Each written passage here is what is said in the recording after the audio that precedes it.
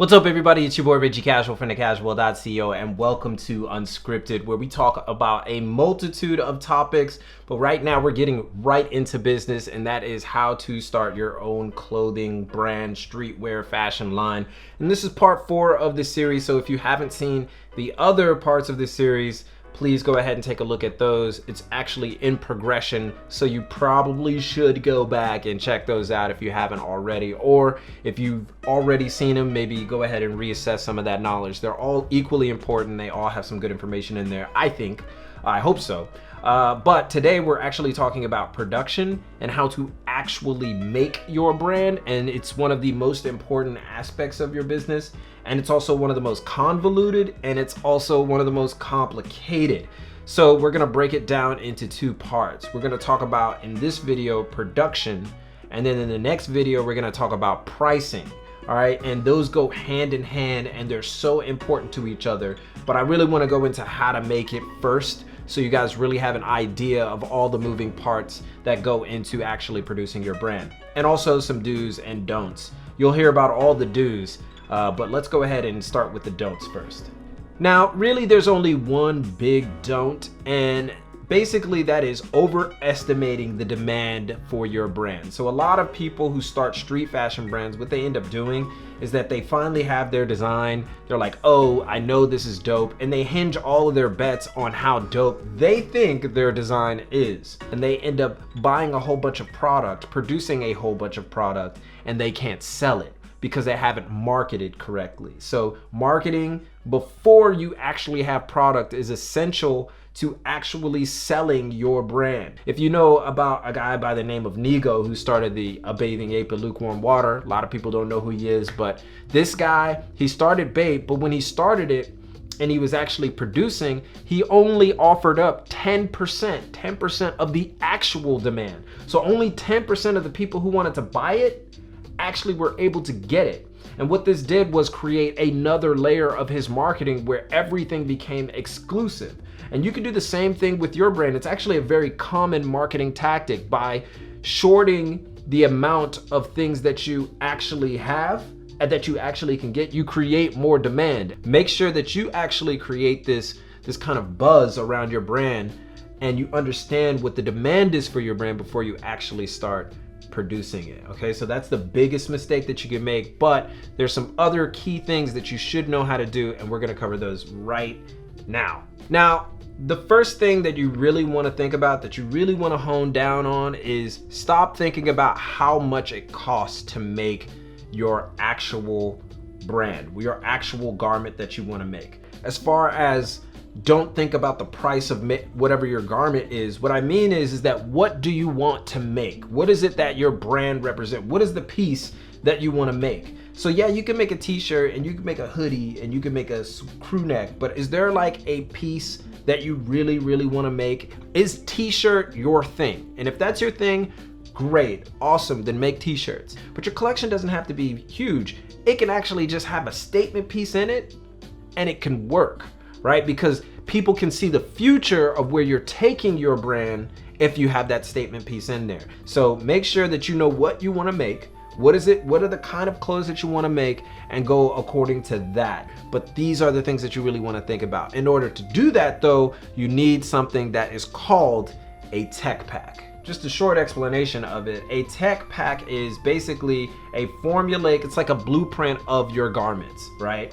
It's a technical pack that shows where everything is supposed to be on your garment, the measurements of your garment, how something is supposed to be placed. Every little element of your garment is in this tech pack. And most tech packs have several different garments because of course, you'll have several different items, several different pieces of apparel in that tech pack. From the prints to how long the collar is, these are all going to be inside of your tech pack. Even if you're using a standardized like t-shirt for t-shirts, you still want to have a tech pack so you can actually hand it to a manufacturer, or you can hand it to a print shop and say, this is what I want. And what does a tech pack include? It can include everything from the Pantone colors to the print itself, where everything is supposed to be placed, and the measurements of a cut and sew garment. All of those things are going to be in a tech pack, and you need to make one, because if you don't make one, then you are a step behind.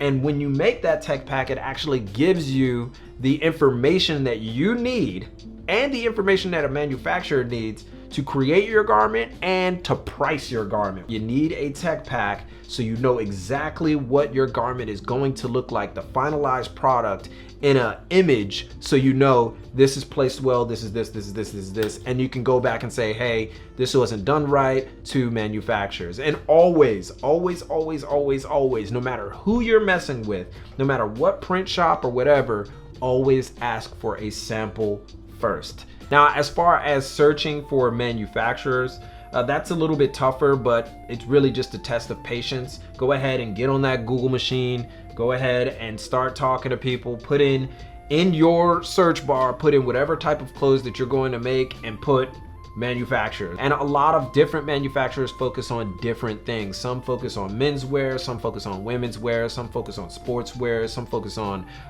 couture, some focus on ready to wear, some focus on, you know, like functional gear. Like all of these things are really going to be playing a part in it. And if you have your tech pack, you know exactly who to approach. This is the reason why you need a tech pack. So basically that's what you're gonna search for. All you really need to say is like, hey, I heard you guys are doing sportswear. I'm looking into creating a line of basketball shorts that are based on whatever, what have you. I'm gonna send you a tech pack and I would like to know if you can create a sample for this because I'm looking for people to do this.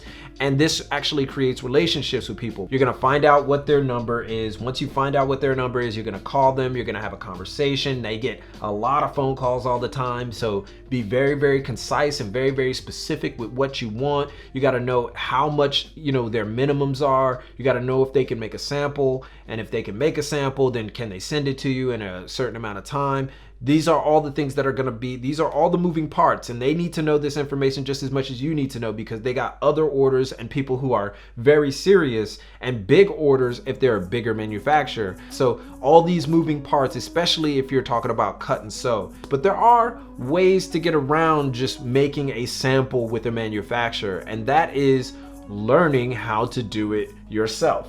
Now, this is the opportunity that a lot of people in street fashion miss out on. If you're any type of designer and you're trying to start a brand and you want to make t-shirts, you should know how to screen print. You could really just take a class, invest in your knowledge, take a class, learn how to screen print, and start screen printing. And you can actually be your own manufacturer if you're just starting on a low budget or something like that. Invest. You can also learn how to heat press and all the different kinds of inks and all the different kinds of paper that work with that. Know how to make the garments. If you know how to sew your own garments, that's perfect too. Of course, it takes time and practice to do all these things, but you can essentially create an in-house operation altogether. Of course, you're not going to be doing that forever because you're going to have so many other moving parts. But if you actually know how to make the garments, it makes it easier for you. So all of you out there who want to just do t-shirts to begin with, or hoodies or something like that, get a screen printer machine, get a heat press machine, learn how to do it yourself.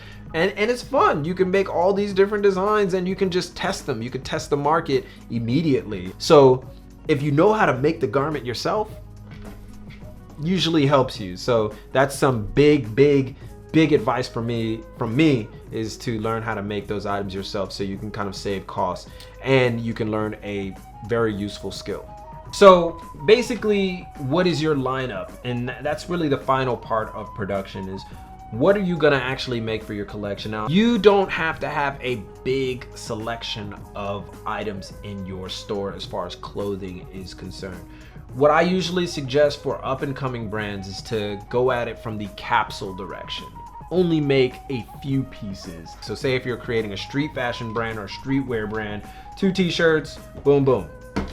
Inverse colors of each other.